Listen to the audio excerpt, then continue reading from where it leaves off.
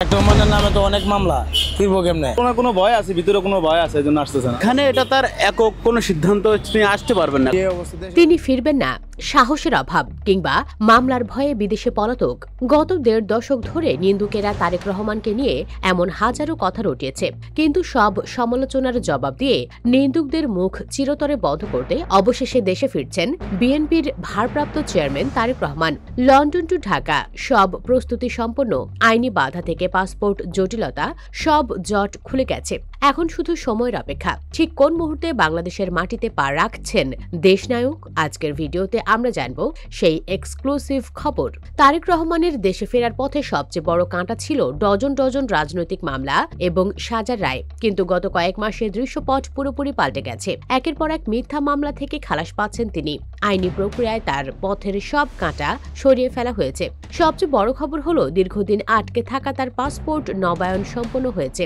অর্থাৎ একজন গর্বিত বাংলাদেশী নাগরিক হিসেবে দেশে ফিরতে তার আর কোনো কাগজপত্রের বাধা নেই। লন্ডন থেকে গ্রিন সিগন্যাল চলে এসেছে দলের হাইকমান্ডের কাছে। বিরোধীরা এতদিন প্রচার করত তারেক রহমান দেশে ফিরলেই জেলে যাবেন, কিন্তু বিএনপির আইনজীবীরা এবং নীতি নির্ধারকরা এমন এক মাস্টার প্ল্যান সাজিয়েছেন যে তিনি দেশে ফিরবেন বীরের বেশে, আসামির বেশে নয়। দলীয় সূত্রে খবর, তারেক রহমানের দেশে ফেরাটা হবে বাংলাদেশের ইতিহাসের অন্যতম বড় শোডাউন। বিমানবন্দর থেকে পল্টন লাখো মানুষের ঢল নামবে, যা দেখে নিন্দুকেরা অবাক হতে বাধ্য হবে।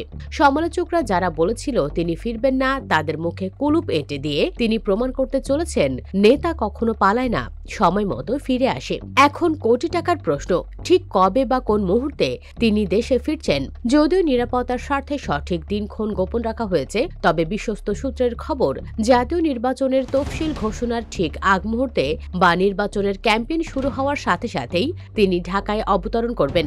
ডিসেম্বর বা জানুয়ারির শীতের বাতাসে কি রাজনীতির মাঠ গরম করতে আসছেন তারেক রহমান? দলের সিনিয়র নেতাদের হাবভাব কিন্তু তেমনই ইঙ্গিত দিচ্ছে। প্রস্তুতি শেষ, রানওয়ে ক্লিয়ার।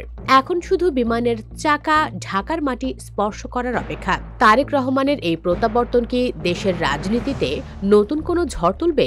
প্রিয় দর্শক, আপনার কি মনে হয় তারেক রহমানের দেশে ফেরা কি বিএনপির জয়ে বড় ভূমিকা রাখবে, নাকি বিরোধীরা নতুন কোনো চাল চালবে? কমেন্ট করে আপনার মতামত জানান। রাজনীতির সব ব্রেকিং নিউজ সবার আগে পেতে আমাদের চ্যানেলটি সাবস্ক্রাইব করে সাথে থাকুন। ধন্যবাদ।